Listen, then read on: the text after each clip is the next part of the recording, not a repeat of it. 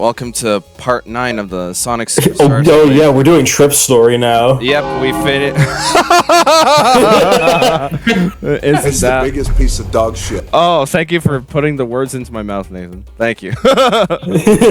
Yeah, this is that pod had 2 quesos in it.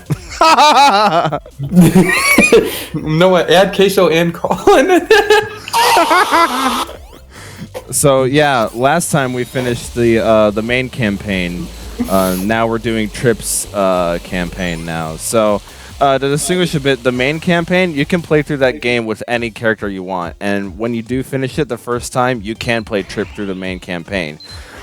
This is called Trip's campaign, where the level design is specifically catered for Trip's moveset, and it is significantly harder. It's kind of like... Who the fuck is Trip? This is Trip, the new character. What is this character? Is this character just completely new? I don't recognize him from the comics. It's a completely new character. Yeah.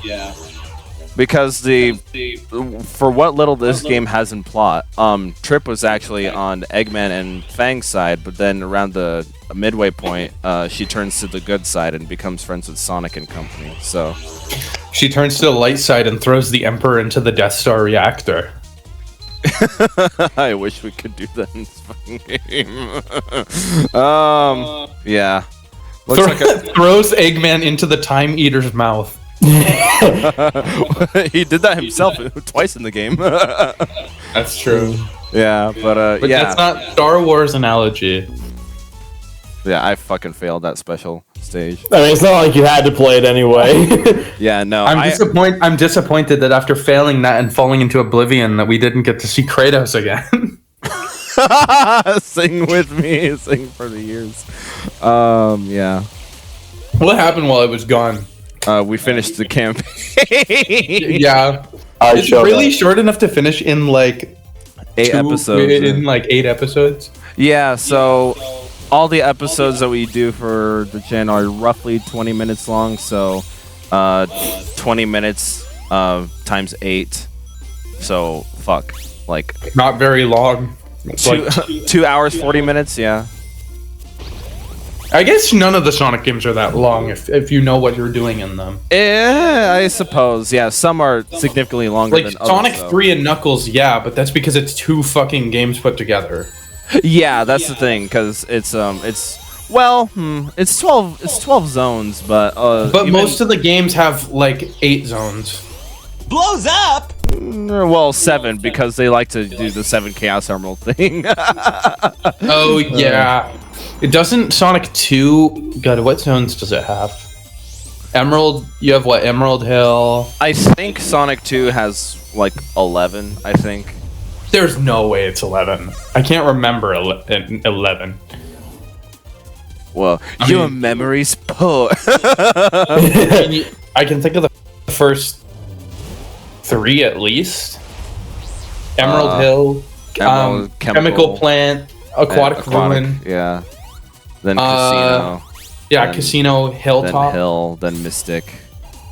Oil Ocean. Metro. And the Wing. Death Egg. Yeah.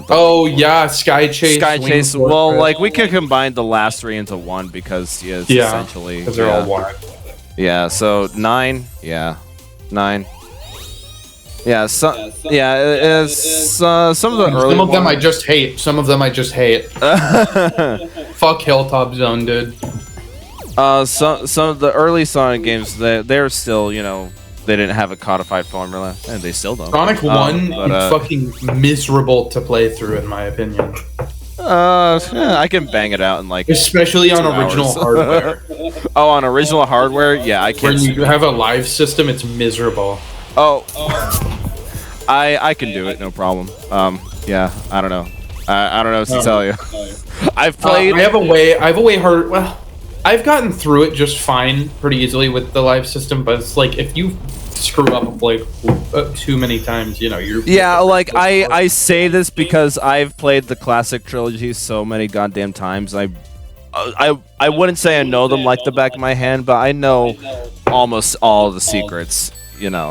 So I can blaze through all those games like without any problems. I only replay and Sonic have like 1, a healthy life count as well. Actually, you'll see when we do the Sonic 3 playthrough later this year, I do play that with the live system. I don't do the Origins infinite life things. I try to replay Sonic 1 every like few months, but the problem is I usually don't get past in Sonic 1 like past probably Labyrinth in most of the time because I'm like, this fucking sucks and I don't want to play it. Fair. Anymore. And I was kind of hoping you would say Marble. Oh, believe me, when I was a kid, I couldn't get past Marble. Because I would die in the lava heading up to the first thing, or in the... Like, I would die in the... Most of the time it was the moving platforms through the lava. That was what got me. And in Sonic 2, it was the chemical plant underwater section. Right, yeah.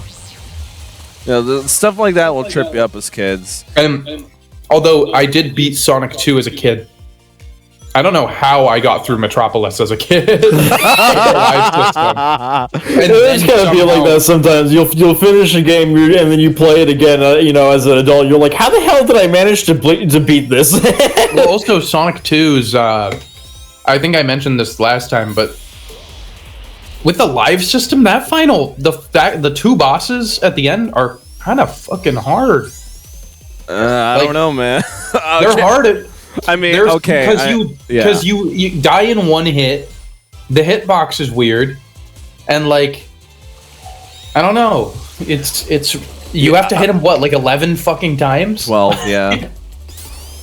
Yeah, I can understand. Silver that. Sonic's easy. I'm just saying that I'm just saying skill issue because I played Sonic 2 100 times, so I know how to do it without any problem. I've only beat it like 2 or 3 times. I beat it again. I think I can beat when Origins came out. I can beat the Silver Sonic part in like less than 30 seconds now. So well, yeah, but you also. As a kid, I could not figure that out for like the longest time. I had to play through the game to beat it like 3 fucking times to get to that final boss. I see. Oh, because I couldn't figure it out, and I did not think to Google it how you beat Silver Sonic until like my second time through, and then I just screwed up. Yeah, we sometimes don't think to look it up. Well, like back then, because we didn't know people do this stuff for the internet, but it's on the TV. How can that work? It's like we don't know a lot of the things, and especially when we were growing up, like 2011. I grew up on the mobile port with Sonic 2. Well, yeah, I think that was 2011. Yeah, because like the freaking the gaming scene on YouTube in 2011, it was significantly different than how it is now. I think the first. Oh god, I don't know who it was, but my first Let's Play, one of the reasons I have such nostalgia for Super Mario Sunshine is because it was the first Let's Play I ever watched on YouTube. Oh wow, you actually... I don't remember who the hell made the Let's Play, but... Oh sure, probably someone significant from 15 years ago. Yeah. Maybe. But I was introduced to YouTube, well, I stumbled across it on accident when I was a kid on the internet. That like can be applied for other sites on the internet as well. But I found that, and I watched a bunch of SpongeBob YouTube poops. SpongeBob YouTube poops, Minecraft Let's Plays, and like Nintendo game Let's Plays. It's actually fascinating you remember your first Let's Play that you watched. It's really weirdly like distinct memory, except I don't remember anything about it. Just what the game was. And I remember being like, wow, this pachinko machine looks scuffed. The pachinko machine is fucking garbage. And also how the second level, what's the park? What's the freaking water park? Oh no. Rico Harbor? Yeah, Rico Harbor is such a crazy difficulty curve for a second level. It's nuts. Yeah. I've had a much harder time replaying it on 3D All-Stars because of the lack of analog. If I recall, the analog triggers were used in the original to like change how far Flood shot, right? don't know. Swear. I've actually never played Sunshine on actual hardware. I've only played the 3D version, so I don't know if they actually use like the analogous ability of the triggers. Actually, I don't know. Yeah. Because I've noticed that's been like a little pet peeve of mine. Just games generally, like nobody fucking uses the the analogous triggers as analogs. You know. well, the fact that people were complaining that it didn't work in 3D All Stars with the GameCube controller probably means it did something at least. Is that a fact? Okay. Yeah, I think it is. I could have sworn that was something I remember because I didn't play on a GameCube, but I played it on Wii with a GameCube controller. Well, my friend had a copy of Sunshine, so I borrowed it. It should be no difference, really.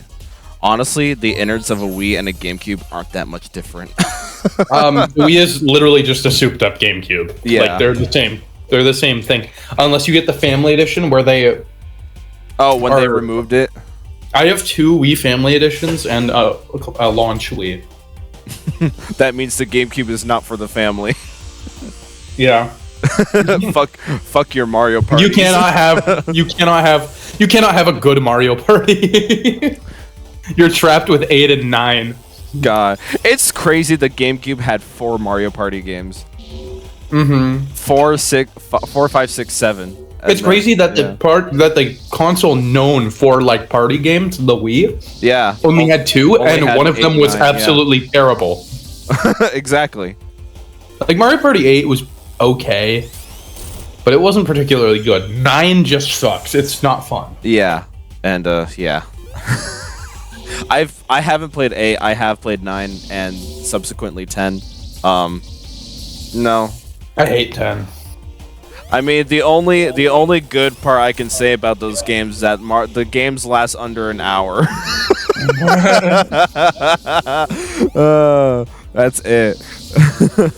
Because when you got 4 sweaty guys, I mean, yeah, but like we'd have way more fun just playing Monopoly, you know? Yeah, at 3 a.m. Yeah. At 3 a.m. and getting our asses whooped by Colin every time. Exactly. It's the only thing he's good at doing besides eating.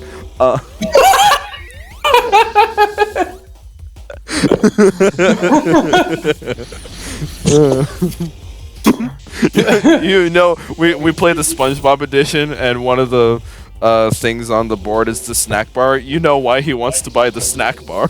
You know why he's buying the Krusty Krab? Weenie Hut Jr. I didn't know there was a SpongeBob version. Yeah. It's from like 05, so it was like it has like seasons 1 through 5, I want to say, references. So I don't know what those are.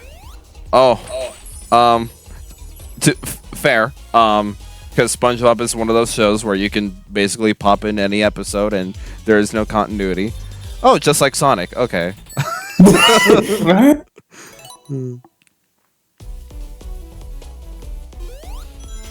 Yeah.